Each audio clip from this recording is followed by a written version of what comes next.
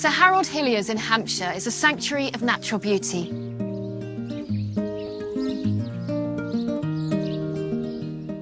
I'm here today to meet head gardener Fran to discover some top tips on creating colour, lovely scents and much more for your own home garden.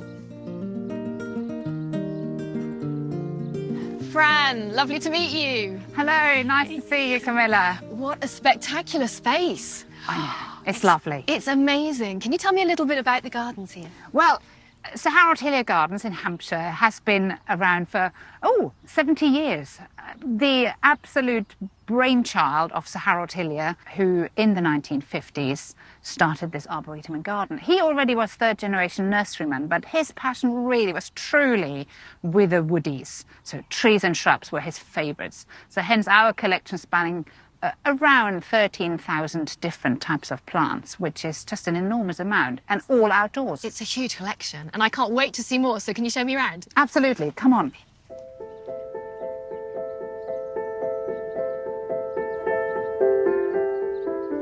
So what are some of the important plants when you're putting together a winter garden? Well, I sort of nail it down to 5 things. One really important one is the woodies. And they're the sort of the skeletons, really. Bare bones. The bare bones of a winter garden, really. Then, of course, you have some of the other shrubs which have a good stem colour. So it could be a salix or a cornus, any of those which have this sort of vibrancy in their annual regrowth, which makes the colour within the winter garden. The third part would probably be the evergreens, so your conifers or any evergreen. And this one here, a golden pine, Absolutely. Spectacular example. So this one is more yellow at this time of year? Very much so. So in summertime it goes back to a more paler green. The fourth one is the grasses, which are the kind of light, slightly ethereal one. Yeah. And then the fifth one is the scent, Yes. of course. Well, I mean, scent to me, when you walk into a garden like this, I'm filling up with those sort of delicious fragrances all around me. Very much so, very much so. Because we think winter, winter everything shuts down, there's nothing on. But actually, and we're just coming here to one of them, Daphne. I mean, you're already hit by the scent, isn't by just walking it's past overwhelming, it really is. So delicious, so sweet. Now, Daphne, I know this one, Jacqueline Postel, because I bought it for a friend of mine, but it's important to you here, isn't it? So, bred in-house by Alan Postel. He was, for decades, he was nurseryman and propagator at Hillier Nurseries, and he's named it after his lovely wife, What Jacqueline. a lovely thing to have named after you. It's such an amazing fragrance as well. It's stunning. It is slightly sheltered within the tree, so they don't need acidic soil either. Good woodland soil is fine. I've even seen them on chalkland, so absolutely fine. So easy to grow. Easy to grow. Now, of course, another fragrant plant that you're very well known for is your collection of witch hazels. Yes, absolutely. Hamamelis. Multitude of colours, of course. There's some just up here. Let's go and have a look.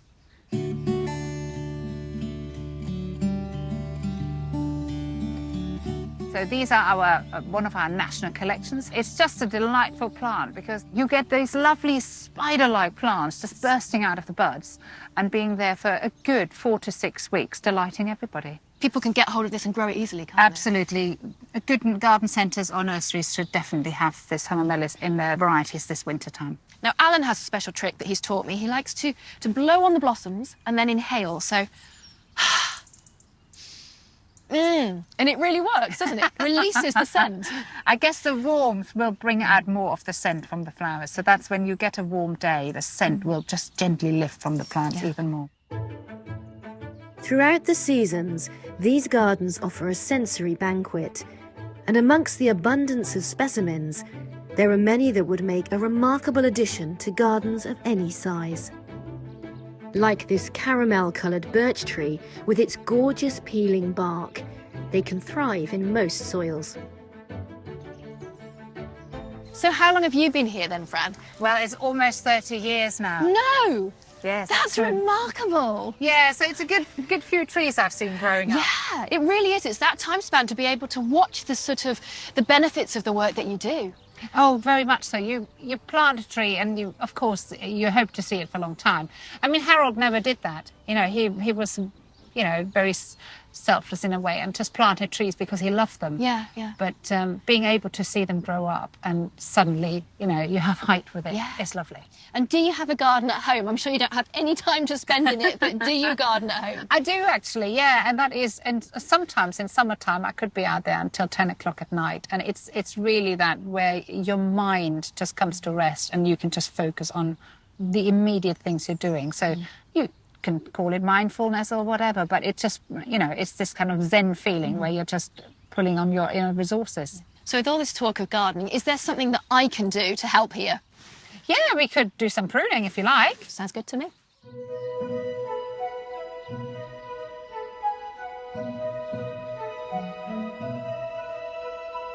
So we've got some midwinter fire here just on the right-hand side, which we could give a prune.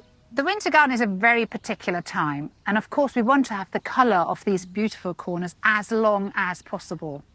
And the pruning is really important to do it annually, really hard, otherwise you will lose the colour over time. Right. So do you want to start then and show me what you would do to these? Go on. So you can see the old framework at the base of this plant, and we go right down to either 1 or 2 nodes. Gosh, that's a really long way down, isn't it? Go literally all the way down, and you can see I've just got a couple of eyes and just straight across, no angle cutting. Oh, why no angle? Because normally I would angle it so that the rain would drain away. No? We just go straight across. It's a smaller surface area, so you've got less chance of pathogens coming in. I think just a touch further you could go. Like that. There we go. Perfect, yeah, lovely. Okay. We're cutting this right down, which seems really, really harsh. Most people would think that we're killing this plant, which we're not.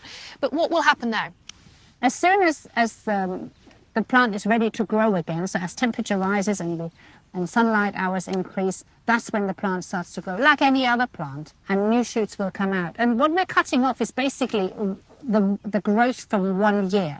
So from March until the time when it stops growing at the end of September, October time, that's the growth of 1 year. Yeah. And it's that growth that is really vibrant. Whereas if you left it, it would just get darker and not so interesting. Yeah, it's quite dull in colour then ultimately. So what you want is that really bright colour in your garden. Yeah. Well, there's a lot to do here, so I guess we'll carry on. Yeah, just a few more to go.